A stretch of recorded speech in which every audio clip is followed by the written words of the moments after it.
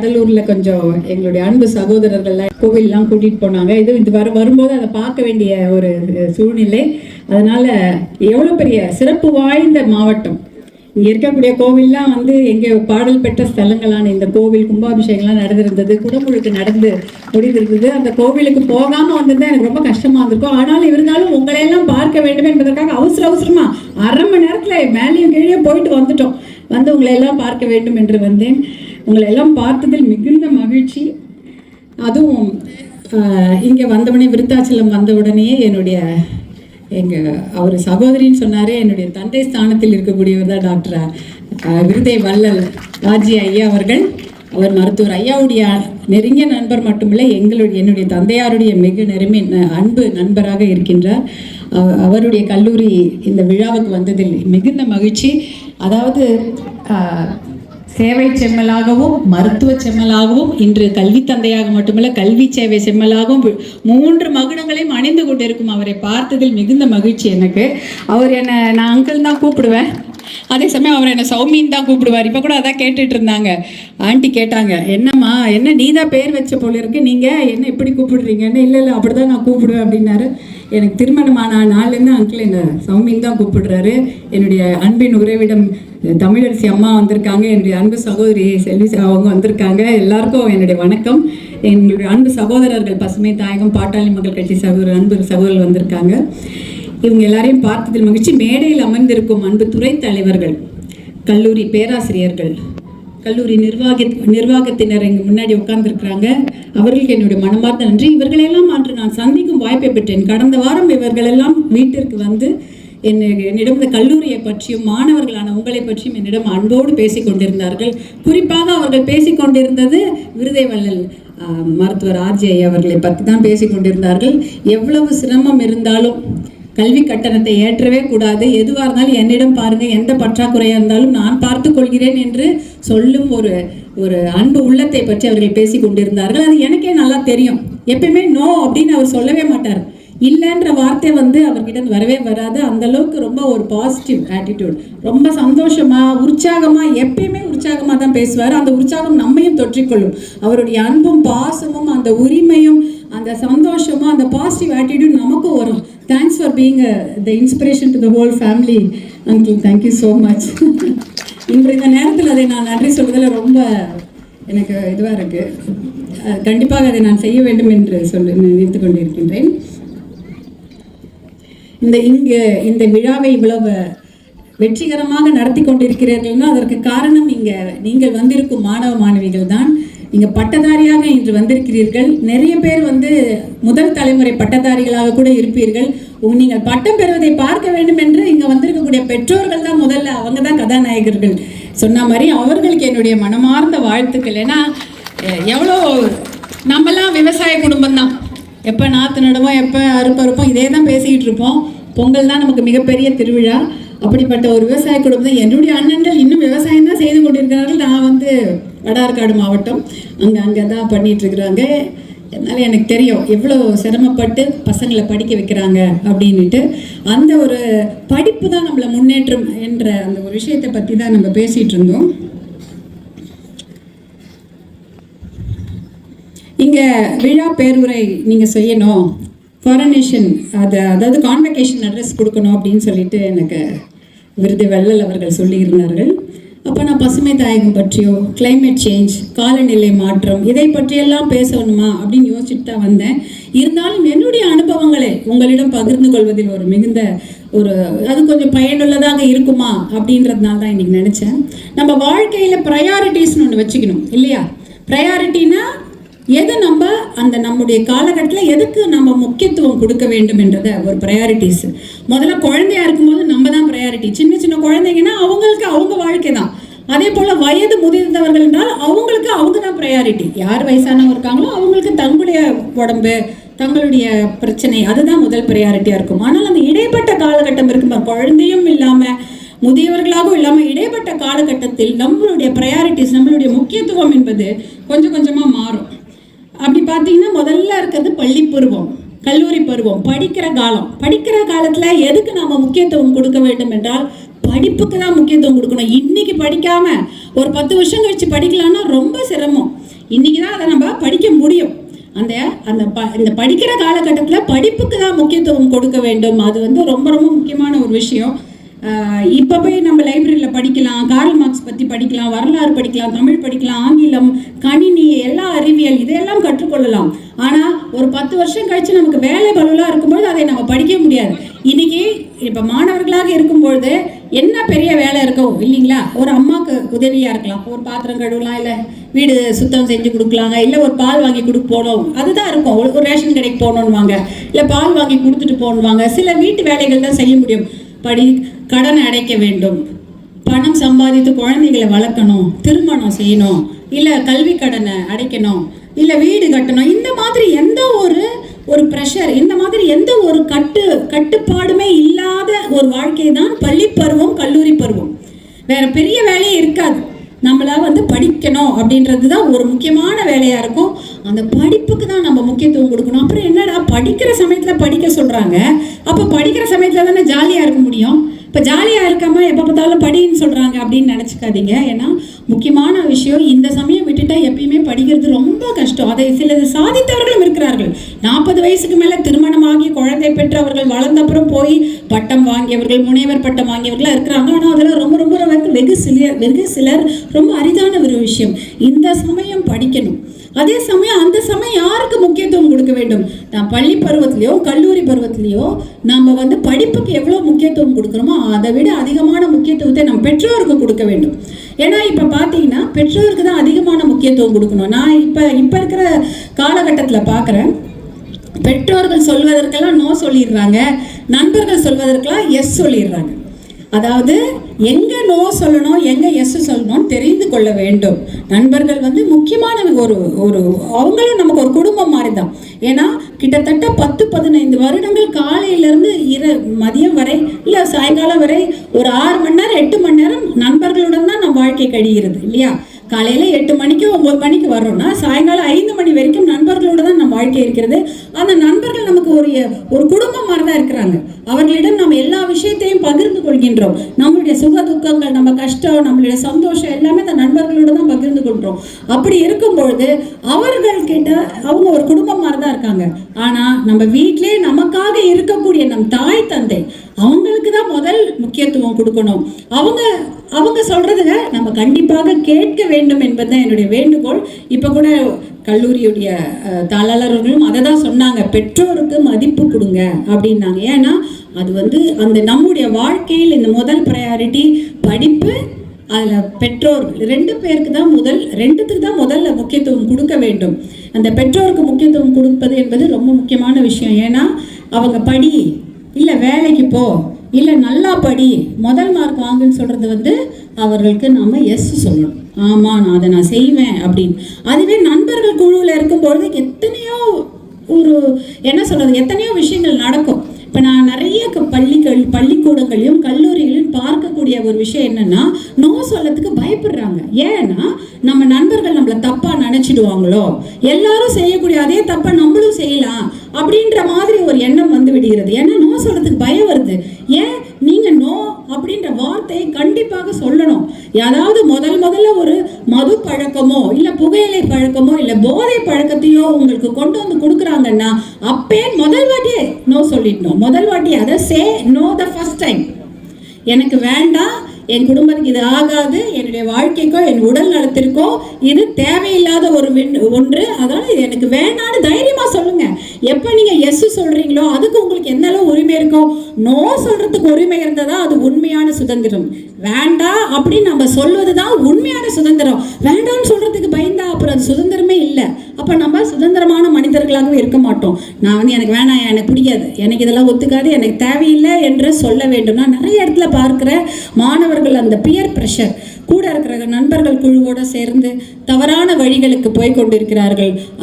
ஏன்னா இந்த இளைய தலைமுறையை பார்க்கும்போது எனக்கு அது தோணுது. அந்த காலத்துலலாம் அதற்கெல்லாம் பெரிய வழியே இல்லை. அந்த காலத்தில் இதெல்லாம் ரொம்ப கம்மியாக இருக்கும். இப்போ பார்த்தீங்கன்னா தெருவுக்கு தெரு, வீட்டுக்கு வீடு, பள்ளிக்கூடத்தில் பள்ளிக்கூடம், கல்லூரி எல்லா விஷயங்களும் கிடைக்கிறது, எளிதாக கிடைக்கிறது. அதனால் தவறான பாதையில் போகிறது வந்து ரொம்ப ஃபேஷனாக போயிடுச்சு. ஆனால் அது ஃபேஷனே கிடையாது. அதனால உடம்பு கெட்டுவிடும். உடல் நலம் என்பது ரொம்ப ரொம்ப முக்கியம் இன்னைக்கு. ஏன்னா எங்கே பார்த்தாலும் மாசு, சாப்பிட்ற சாப்பாட்டில் கூட கலப்படம் இருக்கிறது. அப்படி இருக்கும்பொழுது நாம் சுவாசிக்கிற காற்றுலையும் கலப்படம் இருக்கிறது, குடிக்கிற தண்ணியில் கலப்படம் இருக்கிறது.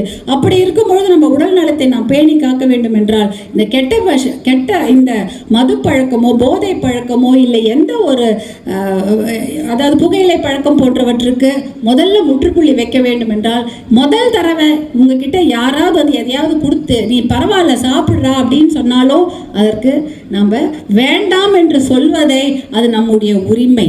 அப்படிதான் அந்த வேண்டாம் எனக்கு இது தேவையில்லை என்று சொல்றது தான், அதுதான் முதல்ல சுதந்திரம். அதுதான் உங்களுக்கு வந்து உங்களுடைய தன்னம்பிக்கையை காட்டும். எத்தனை பேர் 10 பேர் சுற்றி பண்ணிட்டு இருந்தாலும் அந்த ஒருத்தர் வேணான்னு சொல்கிறாங்க பாருங்க, அது உங்களுடைய தன்னம்பிக்கை காட்டும். இதுதான் வந்து நீங்கள் பெற்றோருக்கு கொடுக்கக்கூடிய முக்கியத்துவமாக நான் கருதுகிறேன். அதனால் படிப்பு பெற்றோருக்கு கொடுக்கக்கூடிய ப்ரையாரிட்டியை மனசில் வச்சுக்கோங்க. அடுத்த ப்ரையாரிட்டி நம்ம வளர்ந்தப்புறம் நீங்கள் என்ன, நானே இன்றைக்கி நிறைய பேர் பட்டம் வாங்கக்கூடிய வந்திருக்கக்கூடிய மகளிர் பார்க்குறேன், கையில் கை குழந்தையோடு வந்திருக்கிறாங்க. அதை பார்க்க அவ்வளோ பெருமையாக இருக்கின்றது. இப்போ வந்து திருமணம், அடுத்தது வந்து வேலை, கரியர்னா நம்ம அடுத்தது என்ன பண்ண போகிறோம். விவசாயம் பண்ணோம்னா அது எவ்வளோ பெருசாக பண்ண போகிறோம். அடுத்த முறை வாங்குறோமா, இதை விட பெரிய விவசாயமாக செய்ய போகிறோமா, இல்லை இன்னும் இடம் வாங்கி இன்னும் பெருசாக செய்கிறோமா அப்படின்றது. இல்லை நம்ம ஒரு நிறுவனத்தில் வேலை செய்தோம் என்றால் அதில் வந்து ஒரு பெரிய பதவிக்கு போகிறோமா, ஆசிரியராக பணி செய்தால் ஒரு துறை தலைவராக வரோமா, இல்லை பிரின்சிபாலாக வரோமா போன்ற நிறைய விஷயங்கள் இருக்கின்றது. அந்த கரியரை அது வந்து அதை நாம் மனதில் வைத்துக்கொண்டு நாம் வேலை செய்ய வேண்டும். அதே சமயம் நம் துணை நலம், வாழ்க்கை துணை நலமாக அமைந்த கணவராக இருக்கட்டும் இல்லை மனைவியாக இருக்கட்டும், அவர்களுக்கு அந்த முக்கியத்துவத்தை அந்த சமயம் நம்ம கொடுக்கணும். அதே சமயம் நமக்கு பிறக்க போகும் குழந்தைகளுக்கு அந்த முக்கியத்துவத்தை கொடுக்கணும். இதுதான் இந்த குடும்பத்துக்கும் நம்மளுடைய வாழ்க்கைக்குமான பேலன்ஸ் இருக்கு பாருங்க, அதுதான் அந்த ப்ரையாரிட்டி. எல்லாம் இருக்கலாம், வெளியில போய் ஜாலியா இருக்கணும், போகணும் வரணும், இதெல்லாம் இருக்கலாம், எவ்வளோலாம் சந்தோஷமாக இருக்கலாம். ஆனால் அந்த சமயத்தில் நம்ம குடும்பத்தையும் மறக்கக்கூடாது. நம்மளுடைய படிப்பை வந்து அந்த சின்ன வயசில் முடிஞ்சு போகுது, அதற்கப்புறம் நம்ம வேலை செய்வதையும் நாம் மறக்கக்கூடாது. இன்றைக்கி பார்த்தீங்கன்னா கவர்மெண்ட் ஜாப், ஏன்னா படித்தோடனே நம்ம எல்லாரும் முன்னாடி என்ன சொல்லுவாங்க, படித்து முடித்தோடனே எல்லாரும் எல்லா பரீட்சையும் எழுதுங்க, அதாவது அரசு வேலைக்கு நீங்கள் முயற்சி பண்ணுங்கன்னுவாங்க. இன்னைக்கு அரசு வேலை என்பதே இல்லாமல் ஒரு போய்விட்ட ஒரு காலகட்டம். பார்த்தீங்கன்னா ஒரு பெரிய பெரிய தகவலே இருக்குது. அரசு வேலைன்னு பார்த்தீங்கன்னா கிட்டத்தட்ட தமிழ்நாட்டில் வந்து ஒரு 12 லட்சம் அரசு வேலைகள் இருக்கிறது. ஆனால் 6 லட்சம் வந்து கிடப்பிலே போட்டாங்க. 12 லட்சம் அரசு வேலைகள் இருக்கிறது, அது 6 லட்சம் வேலைக்கே இனிமேல் தூக்கி தேவையில்லன்னு எடுத்து வச்சுட்டாங்க. கிட்டத்தட்ட 62,000 பேர் தான் கடந்த 4 வருஷத்தில் 62,000 பேருக்கு தான் வேலை வாய்ப்பு, அரசு வேலை வாய்ப்பு கிடைத்திருக்கிறது. அதில் 30,000 பேர் தான் பெர்மனண்ட்டு, மிச்சம் 32,000 பேர் டெம்பரரி. அதில் வேற கருணை அடிப்படையில், அதாவது ஒரு அப்பாவோ இல்லை யாரோ ஒரு குடும்பத்தில் இருந்தாங்க, அவங்க இறந்துட்டாங்கன்னா அவங்களுக்கு கொடுக்கக்கூடிய வேலை வாய்ப்பு ஒரு 10% அதிலே போயிடுச்சு. புது வேலை வாய்ப்பு என்பதே கிடையாது. இப்போ நம்மளாதான் நம்ம வேலை வாய்ப்பை உருவாக்கி கொள்ள வேண்டும். இன்னைக்கு வந்து அந்த கிரேட் 4 போன்ற வேலைக்கு அப்ளை பண்ணுறது யாருன்னு பார்த்தீங்கன்னா பெரிய பெரிய graduate, MPhil, PhD, engineering, MBA இவங்கெல்லாம் தான் அப்ளை பண்ணுறாங்க. அதனால் நம்முடைய படிப்பை வைத்து கொண்டு நாம் எப்படி வேலை செய்கிறோம், எப்படி நம்ம வாழ்க்கையை முன்னேற்றிக் கொள்கிறோம் என்பதை பொறுத்து தான் நம்மளுடைய வாழ்க்கையை வந்து கட்டமைக்கப்படுகிறது. அதனால் இந்த இடஒதுக்கீடு மூலமாக நம்ம படிக்கிறோம், அதே இடஒதுக்கீடு மூலமாக நமக்கு வேலையும் கிடைக்க வேண்டும் என்றால் அந்த கவர்மெண்ட் வேலையெல்லாம் நம்ம கொண்டு வந்து உருவாக்க வேண்டும். இதெல்லாம் நிறைய விஷயங்கள் இருக்குது, பயங்கர டெக்னிக்கலாக இருக்குது. இன்னைக்கு காலையில் கூட மருத்துவர் ஐயாவுடைய அறிக்கையும் மருத்துவர் அன்புமணி அவர்களுடைய அறிக்கையும் நீங்கள் படிச்சிங்கனாலே ஒரு கிட்டத்தட்ட லைப்ரரி மாதிரி அதில் அத்தனை விஷயங்கள் இருக்கிறது. தினமும் அந்த அறிக்கைகளை படிங்க, நம்மளுடைய பார்வை விசாலமாகும், அறிவு விசாலமாகும். ஏன்னா எப்படி வேலை இருக்குது, அது என்ன மாதிரி விஷயத்தில் அவங்க அந்த வேலை வாய்ப்புகள் எல்லாம் வந்து பறிக்கப்படுகிறது என்றதெல்லாம் தெரிந்து கொள்ள வேண்டும். தெரிந்து கொண்டால் தான் நம்ம உரிமையை நம்ம கேட்க முடியும். நமக்கு எந்த விஷயமே தெரியலன்னா கேட்கவே முடியாது. விஷயம் தெரியாமல் எங்கன்னா போய் பேச முடியுமா? அந்த மாதிரி தான் நீங்கள் அறிக்கைகளை தினமும் படியுங்கள், அதில் எல்லா விஷயங்களும் அடங்கி இருக்கின்றது. அதே போல் இன்னொரு ஒரு விஷயம் சொல்லணும்னு நினச்சேன் நான். இப்போ இந்த பகுதியில் வந்து நாங்கள் கிட்டத்தட்ட வந்து இன்னொரு ப்ரையாரிட்டி, இப்போ நம்ம பேசும்போது பெற்றோருக்கும் குடும்பத்துக்கும் கொடுக்கக்கூடிய முக்கியத்துவம், படிப்புக்கும் வேலைக்கும் கொடுக்கக்கூடிய ஒரு முக்கியத்துவம் பற்றி பேசுகிறோம். அடுத்தது நாம் முக்கியத்துவம் கொடுக்க வேண்டிய ஒரு விஷயம் என்னன்னா, அது வந்து இயற்கைக்கு தான். இயற்கை என்ன, எப்படி நம்ம அந்த நேச்சருக்கு நம்ம முக்கியத்துவம் கொடுக்குறோம் அப்படின்றது. டெவலப்மெண்ட் என்பது தேவை. Not at the cost of our life. அதான் நமக்கு முன்னேற்றம். எல்லாரும் என்ன சொல்லுவாங்க, என்ன பசுமை தாயகம் மூலமாக நீங்கள் எதை ப்ராஜெக்ட் எடுத்துகிட்டு வந்தாலும் இது வேணான்னு சொல்கிறீங்களே, இது வந்து வேலை வாய்ப்பை பெருக்கக்கூடிய ஒரு விஷயம் தெரியுமா அப்படின்வாங்க. நான் சொல்லுவேன், எப்போ நீங்கள் வேலை வாய்ப்பை பெருக்கிறீங்களோ அந்த மக்களுக்கு அது உபயோகப்படணும். நாளைக்கு ஒரு 10 வருஷம் கழித்து அவங்களுக்கு, அந்த மக்களுக்கோ அவங்களுடைய சந்ததிக்கோ அந்த வேலை வாய்ப்பு என்பது தவறாக போய்விடுமானால் அந்த அப்படிப்பட்ட ஒரு வேலை வாய்ப்பே தேவையில்லையே. அப்போ இருக்கிற நல்ல வேலையை ஒழுங்காக செய்துட்டு போகலாமே அப்படின்பேன். ஏன்னா அவங்க எல்லாருக்கும் தெரியும், நெய்வேலி பக்கத்தில் தான் இருக்கிறீங்க. அதாவது கிட்டத்தட்ட NLC அப்படின்ற அந்த நிறுவனம் மூலமாக அன்றைக்கு நமக்கு வந்து கரண்ட்டு, அதாவது நமக்கு வந்து அன்றைக்கு வந்து இந்த மின்சாரம் எல்லாம் தேவைப்பட்டது. அதனால் வந்து 40,000 ஏக்கர் வந்து மக்கள் கொடுத்துட்டாங்க. கொடுத்து அதன் மூலமாக எல்லாருக்கும் மின்சாரம் கிடைத்தது. இன்னைக்கு அப்படி இல்லை. மின்சாரம் வேறு எத்தனையோ வழிகளில் வர இருக்கின்றது. இப்போ பார்த்தீங்கன்னா கடல் மேலே இருக்கு இல்லையா, கடல் மேலே கூட மின்சாரம் தயாரிக்க முடியும். கடலில் இருக்கக்கூடிய கரண்ட், கடல்னா கரண்ட், கடலில் இருக்கக்கூடிய அந்த அலையில் கூட மின்சாரம் தயாரிக்க முடியும். அப்படி பார்த்தா நம்ம உலகத்தை சுற்றி கிட்டத்தட்ட 97% வெறும் கடல் தான் இருக்குது. இந்த 97% கடல்லேருந்து கண்டிப்பாக மின்சாரம் தயாரிக்க முடியும். இது வந்து மிகப்பெரிய ஒரு விஷயம். அதே போல் நம்ம ஊரில் வெயில் சுட்டெரிக்குது, சூரியனுக்கு பஞ்சமே கிடையாது. அப்படி இருக்கும்போது அங்கேருந்து கூட மின்சாரம் தயாரிக்க முடியும். எதற்காக நம்மளுடைய நிலங்களை எடுக்க வேண்டும்? இன்னும் 60,000 ஏக்கர் எதுக்குன்னு தேவையே இல்லை. அது 3 போகம் கரும்பும் வாழையும் நெல்லும் விளையக்கூடிய அந்த 3 போகம் விளையக்கூடிய நிலங்கள் இன்னும் 60,000 ஏக்கர் எதுக்குன்னு தான் எனக்கு தெரியல. தேவையே இல்லை. அது எப்படி பார்த்தீங்கன்னா அதனால 3 பாதிப்பு. தண்ணீர் பாதிக்குது, நிலமும் பாதிக்குது, காற்றும் பாதிக்குது. இப்போ லிக்னைட்ன்ற ஒன்று விஷயம் இருக்குது. அதுலேருந்து தான் வந்து மின்சாரம் தயாரிக்கிறாங்க. அந்த லிக்னைட் எங்கே இருக்குன்னா மண்ணு கீழே இருக்குது. மண், அதற்கப்புறம் தண்ணி, அந்த தண்ணிக்கு கீழே தான் லிக்னைட். லிக்னைட்ன்றது நிலக்கரி. அந்த நிலக்கரின்றது வந்து கோலை விட மோசமானது. அது கோல் வந்து இது லிக்னைட் ரொம்ப ஒரு 50,000 வருஷம் கழிச்சு தான் அது வந்து கோல் ஆகும், அதாவது கரியாகும். இந்த லிக்னைட்டை வந்து எடுக்கிறாங்க. அது மூலமாக தான் எரித்து மின்சாரம் தயாரிக்கிறாங்க. அப்போ அந்த லிக்னைட் எடுக்கிறதுக்கு கிட்டத்தட்ட கிலோமீட்டர் கணக்கில் வந்து பள்ளம் நோண்டுறாங்க. அப்போ மேலே இருக்கிற நிலமும் பாதிக்கப்படுது. அதற்கு கீழே இருக்கக்கூடிய தண்ணீர் அத்தனையும் உறிஞ்சிட்ட அப்புறம் நம்ம சுற்று வட்டாரத்தில் விவசாயத்துக்கு தண்ணீர் இருக்குமா? எல்லா தண்ணியும் உறிஞ்சிட்ட அப்புறம் இருக்காது. அதற்கு கீழே இருக்கக்கூடிய நிலக்கரியை எடுத்து அதை எரிக்கும்போது காற்று மாசு, தண்ணீரும் போயிடுது, நிலமும் போயிடுது. அப்போ 3 விதமான மாசுக்களையும் நாம் பார்த்து விட்டு தான் நம்மளுடைய விவசாயமோ நம்ம குழந்தைகளுடைய வாழ்க்கையை நம்ம பார்க்குறோம். அதனால் இந்த விஷயங்களை தான் நம்ம கடந்த வருடங்களாக பசுமை தாயகம் மூலமாக எதிர்த்து கொண்டு தான் வந்திருக்கோம். இது தேவையில்லாத ஒரு திட்டங்கள். இதற்கு பதில் விஞ்ஞானம் மற்றும் அந்த இயற்கையை சார்ந்த நிறைய திட்டங்களை கொண்டு வாங்க. விவசாயத்துக்கு இன்னும் முக்கியத்துவம் கொடுங்க, இலவசமான இடுபொருள் கொடுங்க, தண்ணீர் மேலாண்மை, இந்த நீர் எவ்வளோ நீர் வளம். இந்த நெய்வேலியும் ஆஸ்திரேலியாவில் மட்டும்தான் இந்த தண்ணூத்துன்ற ஒரு விஷயமே இருக்குதான், வேற எந்த ஊர்லேயுமே கிடையாது. நெய்வேலியில் இருக்கக்கூடிய தண்ணூற்று தண்ணி பள்ளம் நோண்டோட அப்படியே தண்ணி அப்படியே பீறிட்டு வரும். அந்த தண்ணூற்றுன்ற ஒரு விஷயம் ஆஸ்திரேலியான்ற நாட்டில் இருக்கு, நம்ம நெய்வேலியில் இருக்கு. வேற இந்தியாவில் இல்லை, உலகத்துல எங்கேயும் இல்லை. அப்படி இருக்கும்போது அப்படிப்பட்ட தண்ணீர் வளமிக்க இந்த ஊரை தண்ணியே இல்லாமல் காஞ்ச ஊர் மாதிரி பண்ணி வச்சிருக்காங்கன்னா அதற்கு காரணம் தவறான விஷயங்கள் தான். வேலை வாய்ப்பு கொடுக்குறேன்னு சொல்லிட்டு நம்மளுடைய வாழ்வாதாரத்தை அழிக்கக்கூடிய அந்த விஷயங்களை செய்வதை விட நல்ல வேலை வாய்ப்பை கொடுங்கள், அதுதான் முக்கியம். Development not at the cost of agriculture. அதே போல் development not at the cost of environment, development not at the cost of livelihood.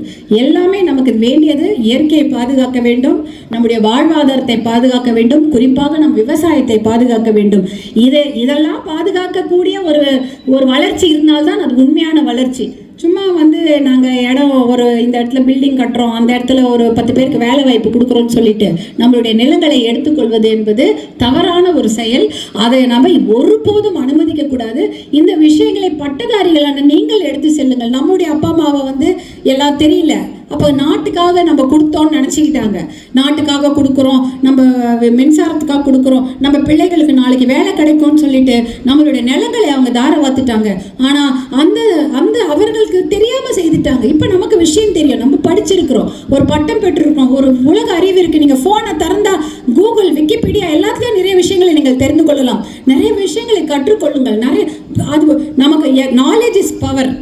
நம்ம நாலேஜை தெரிஞ்சு வச்சுக்கோங்க. நீங்கள் சொன்னால் இன்னைக்கு உங்களுடைய தாளாளர் ஒரு விஷயமாத்த சொன்னார், நீங்கள் தான் ஹீரோன்னு. நீங்கள் ஹீரோக்களை வெளியில் தேடுறதை விட இந்த மேடையில் இருக்கிறாங்க. நீங்கள் பார்க்கக்கூடிய இடத்துலலாம் உங்களுக்கு ஹீரோ இருக்கிறாங்க, உங்கள் நடுவில் இருக்கிறாங்க, உங்களுக்காக பாடுபடக்கூடியவர்கள் இருக்கிறார்கள். அவர்கள் தான் நிஜ ரியல் லைஃப் ஹீரோ. அவர்களை நீங்கள் பார்த்து தெரிந்து கொள்ளுங்கள். நீங்கள் மருத்துவர் ஐயாவை பார்க்குறீங்க, இன்றைய வரைக்கும் விடாமுயற்சியோட போராடிட்டு இருக்கிறாரு. அந்த விடாமுயற்சி, தைரியம், தன்னம்பிக்கை நமக்கும் வேணும். அதே போல் மருத்துவர் அன்புமணி அவர்கள் இருக்கிறார்கள். அவர் சுகாதாரத்துறை அமைச்சராக 2004 2009 வரை தான் இருந்தாங்க. 5 வருஷம் தான் இருந்தாங்க. ஆனால் அவங்க கொண்டு வந்த அந்த 108 ஆம்புலன்ஸ் இன்னி வரைக்கும் ஓடுது. இது வரைக்கும் வேற யாராவது அந்த மாதிரி ஒரு திட்டத்தை கொண்டு வந்திருந்தாங்கன்னா அவங்க ராஜினாமா பண்ணிட்டு வந்தோடனே அந்த திட்டமும் காணாமல் போயிருக்கும். ஆனால் அப்படி கிடையாது. அவர்கள் கொண்டு வந்த அத்தனை திட்டமும் இன்றைய வரைக்கும் கிராமப்புற சுகாதார திட்டம் என்ற பெயரில் அது ஆம்புலன்ஸாக 108 ஆம்புலன்ஸாக இருந்தாலும் சரி, இல்லை பிஹெச்சி அதாவது ஆரம்ப அந்த சுகாதார நிலையங்களாக இருந்தாலும் சரி, அதெல்லாம் இன்னி வரைக்கும் கூட ஒரு எழுச்சியோடு ஓடிக்கொண்டிருக்கிறது என்றால் அதற்கு காரணம் அன்று அவர்கள் போட்ட விதை தான். இன்னைக்கு பிராட்கேஜ் மீட்டர் கேஜில் பிராட்கேஜ் ஆயிருக்கு. தமிழ்நாட்டில் சாத்தியமாகக்கூடியதும் நம்முடைய தமிழ்நாட்டிலேருந்து சென்றக்கூடிய பாட்டாளி மக்கள் கட்சி அமைச்சர்கள் தான். அதனால நிறைய விஷயங்களை அவர்கள் செய்திருக்கிறார்கள். புது புது ரயில்வே திட்டங்களை கொண்டு வந்திருக்கிறார்கள். இது எல்லாமே நாம் நம்மளுடைய உங்களிடையே இருந்து கொண்டிருக்கும் ஒரு கதாநாயகர்கள் அவர்கள். அந்த கதாநாயகர்களை தான் நீங்கள் பார்த்து நிறைய விஷயங்கள் தெரிந்து கொள்ளுங்கள். எத்தனையோ கதாநாயகர்கள் இருப்பாங்க, பார்த்துருக்க கூட மாட்டீங்க. ஆனால் உங்களுடைய பயணித்து கொண்டிருக்கும் இந்த கதாநாயகர்களை பாருங்கள். இவங்க எவ்வளோ சாதிச்சிருக்கிறாங்க, உங்களுக்காக உழைத்து கொண்டிருக்கிறார்கள். உங்கள் வீட்டிலே உங்கள் அப்பா அம்மா இருக்காங்க, அவங்க தான் உங்களுடைய ஹீரோ, அவங்க தான் உங்களுடைய ஹீரோயின். அவர்களை பார்த்து தெரிந்து கொள்ளுங்கள் என்று கூறிக்கொண்டு இந்த அருமையான விழா கான்வெகேஷன் பட்டமளிப்பு விழாவுக்கு என்னை அழைத்து எனக்கு இந்த வாய்ப்பை தந்த விருதை வள்ளல் மருத்துவர் ஆர்ஜி ஐயா அவர்களுக்கு என்னுடைய மனமார்ந்த நன்றியை தெரிவித்துக் கொள்கின்றேன். நீங்கள்லாம் அத்தனை அழகாக எல்லோரும் இவ்வளோ பொறுமையாக உட்கார்ந்து என்னுடைய பேச்சையும் கேட்டீர்கள். ரொம்ப நேரமும் ஆகிவிட்டது. எல்லாரும் அழகாக ட்ரெஸ் பண்ணின்னு வந்தீங்க. ஆனால் எல்லாருக்கும் ஒரு ரோப்பை கொடுத்துட்டீங்க. எல்லாம் போட்டு ரொம்ப நேரமாக உட்காந்துருக்குறாங்க. இதற்கு மேலும் தாமதம் செய்யாமல் நீங்கள் அனைவரும் இதைவிட பெரிய பெரிய பட்டங்களையும் பெற்று சட்டங்கள் செய்து இந்த நாட்டையே ஆள வேண்டும் என்று உங்களை எல்லாம் வாழ்த்தி மனமாற வாழ்த்தி விடைபெறுகிறேன். நன்றி, வணக்கம்.